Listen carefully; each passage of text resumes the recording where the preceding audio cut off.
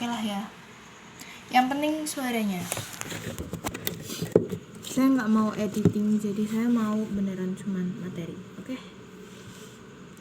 Jadi hari ini kelas ada 3, tapi saya mau jelasinnya satu-satu, one by one. Yang pertama itu IoT.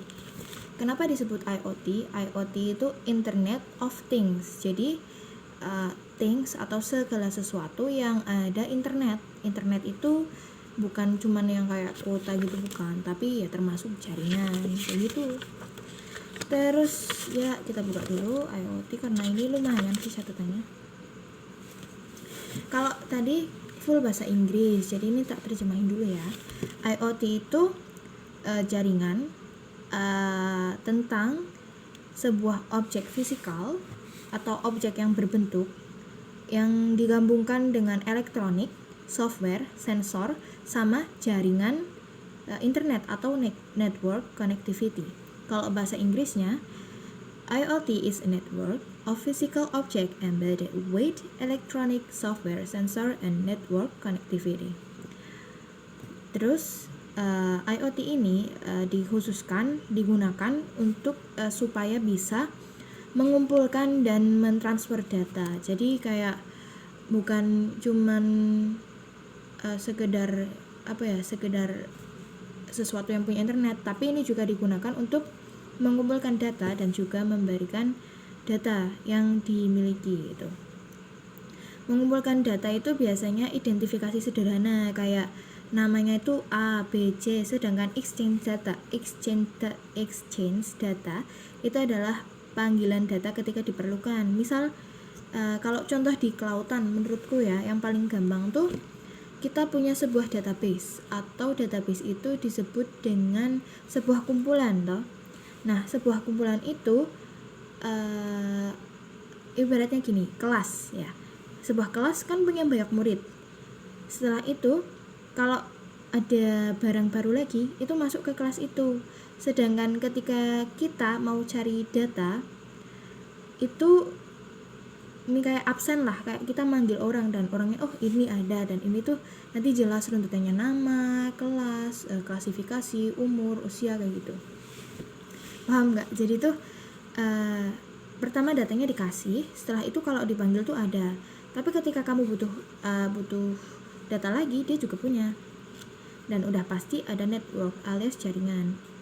Nah, IoT ini pertama kali konsepnya dikenalkan di tahun 1999 oleh Kevin Anston atau MIT yang letaknya tuh di Amerika. First introduced by radio frequency identification. Jadi pertama kali dikenalkan oleh radio frequency identification. IoT juga punya strukturnya itu ada 4. Yang pertama itu tagging itu identifikasi kayak tadi. Setelah barang masuk itu, kita tag, kita mengidentifikasi itu tuh barang namanya apa. Setelah itu kita ada filling itu alat yang digunakan untuk mengidentifikasi barang tersebut.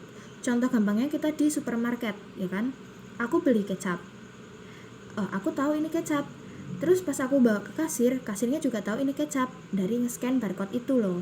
Setelah itu ada shrinking itu desain yang interaktif. Kita kan nggak lagi pakai komputer yang gede banget itu kan. Sekarang alat scanner juga cuman ukuran segini kan, kayak pip gitu kan. Setelah itu ada thinking alias AI teknologi. Jadi itu tuh udah pinter, udah kayak bantuan dari AI kayak gitu, gampang ya sih. Dan IoT itu biasanya wireless gitu. Terus di dalam IoT juga ada yang namanya layer alias lapisan.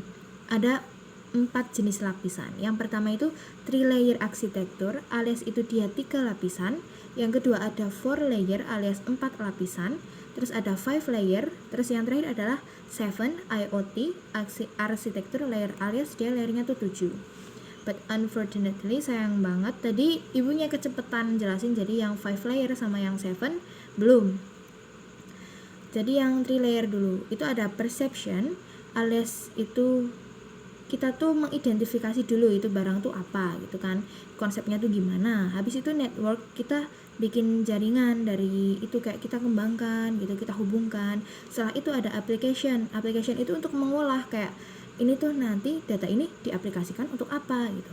Sedangkan untuk 4 layer alias layer yang 4 itu ada perception kayak tadi, ada network, tapi ditambah support system, ibaratnya tuh biar tambah aman gitulah. Terus terakhir ada application.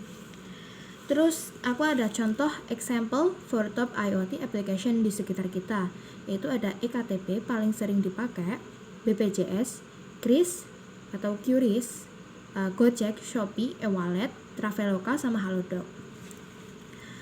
Nah, kenapa ada sampai BPJS, terus kayak ATM, e-wallet gitu kan? Karena apa? Yang pertama kalau kita usut dari sebuah kartu nih, kita ibaratkan ini adalah sebuah kartu. Jadi arti kartu ini punya 4 struktur utama dari IoT.